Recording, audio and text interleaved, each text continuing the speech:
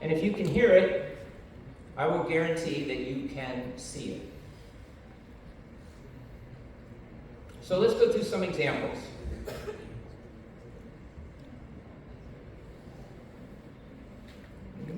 My audio, let's see where those. Yes, there my audio is. Okay. So, what do you hear?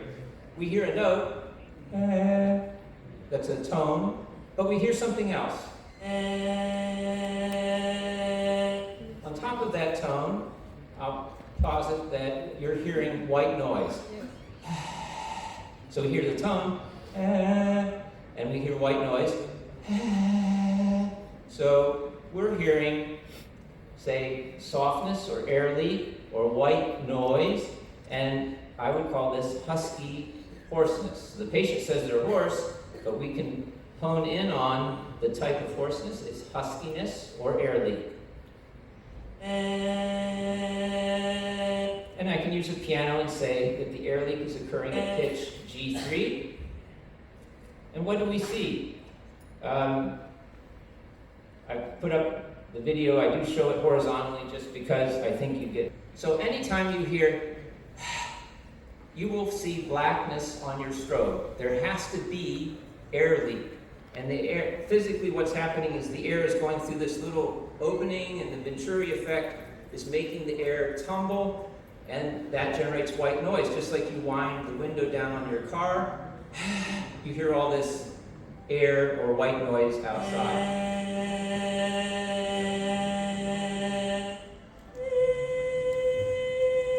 So same person making a different note, higher.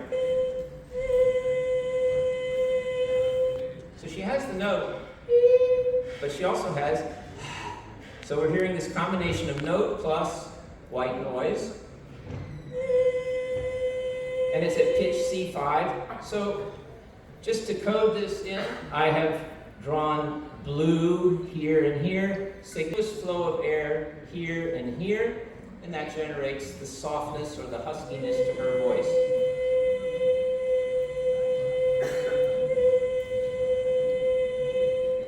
So if you hear that sound, you should see blackness on your strobe.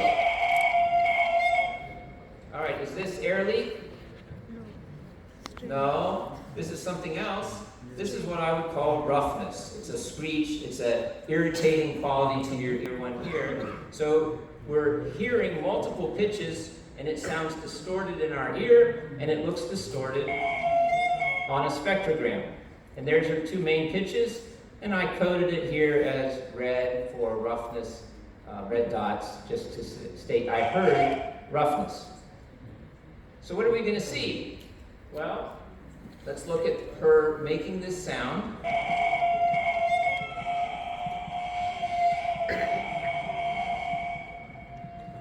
So what we're seeing is two sound sources. The swellings are touching. They've stopped the vibration here. We have one length of vocal cord here. We have another length here. They aren't the same length, and pitch is determined by length, mass, and tension. So if we have two different lengths, this will produce one note, F5, and this one produces, I think, C5. And so we're hearing a double pitch, and that we perceive as this irritating quality. And if you watch it, the strobe can't track it. Your strobe can pick one note and track it, and you'll sometimes see that the strobe could say follow this segment, but doing that. And in addition, I'm hearing some roughness. I'm hearing more than one note.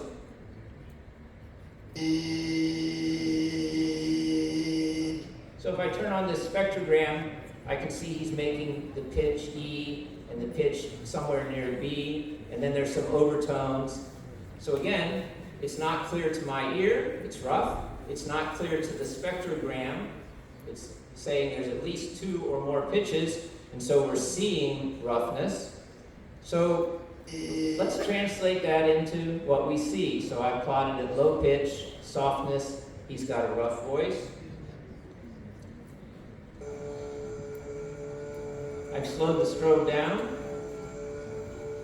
And rather than jump and tell you what the lesion is, what I want to focus on is what is making the sound.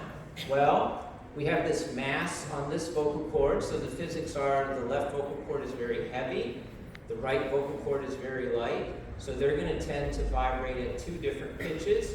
So that's going to give us at least 2 different pitches. And if this is touching the other side and short-circuiting it, then maybe you have another sound source here, another sound source here, and a third here. So we can get multiple pitches from a lesion like this. Wow, they're really celebrating this talk. I've got confetti.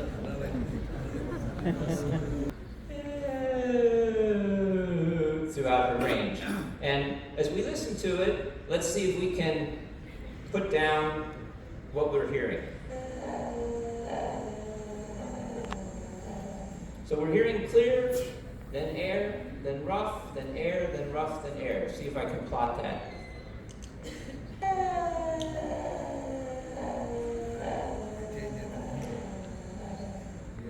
So at high pitch, she's pretty clear. As she goes down, we hear a flutter, then the flutter stops and we just hear air leak, and then flutter, air leak, flutter, air leak. So I've told you if you can.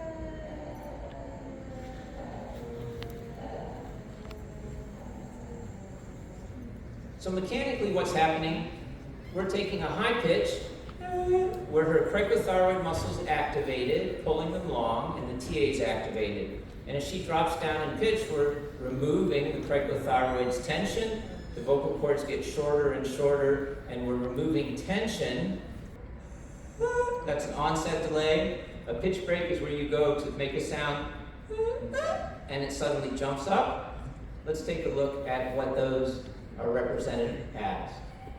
And again, I'll attribute this to my instructor, Bob Bastian. Jump between happy birthday to, what you're doing is activating tension. And so you don't have to explain to your patient, activate tension. You have them sing happy birthday, and it's a way of having them tighten and loosen their vocal cords. So singing this, let's see what we can learn. So this is an onset delay. She's trying to sing, and it comes out.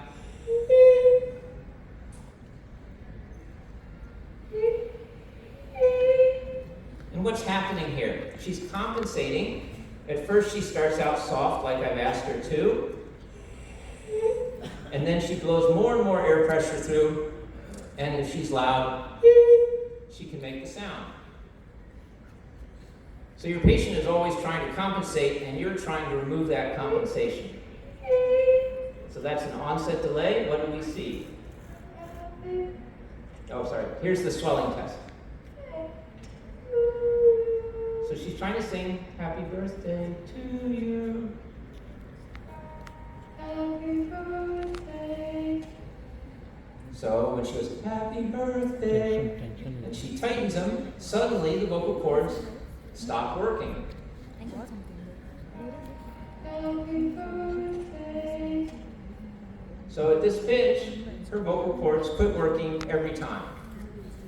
Well, not every time, because if I ask her to get loud, happy birthday to you, she can sing the note just fine. So if she has enough breath support, something changes.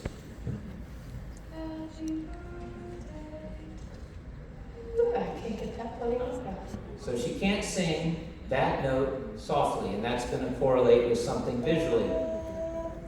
And let's look. And what happens is, when you have a vocal swelling, as you pull the vocal cords tighter, or as you go up in pitch, you are pulling the vocal cords tighter. And as you pull them tighter, you're pulling them closer together. So as she stretches the vocal cords, if she has a swelling at some pitch, this side touches the other. And just like if you're playing guitar and someone puts the hands on the strings, if you touch a string that's vibrating, it'll stop the vibration. So, and she's vibrating, stretching, stretching, they come closer, and suddenly they touch, and then when they touch, they stop the vibration and all the air leaks out. So physically, that's what an onset delay is. When you hear it, this is what's going on inside the larynx. Tightening the vocal cords, and the swellings touch and stops the vibration. So here, I'm asking her to make a high note. So now the vocal cords are pre-stretched. And she tries to make the note. And she gets air. And then the sound. And as she increases pressure, at some point, she gets enough air flowing through them that the sound starts. So an onset delay is a gap. Air leaks, and then enough air goes through to jumpstart the vocal cord vibration. So now she's trying to sing happy birthday, and instead she gets happy birthday. She gets a pitch break. So, physics, how do we get breaks upward?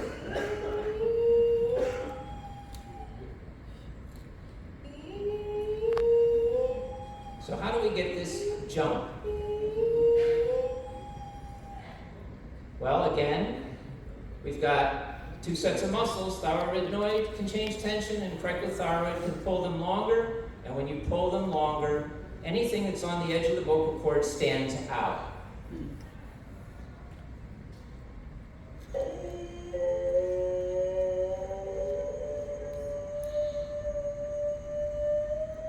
So I'm showing in slow motion here, as I would say her voice is normal. She's got a clear speaking voice at pitch F3. So my goal is to listen to her at a range of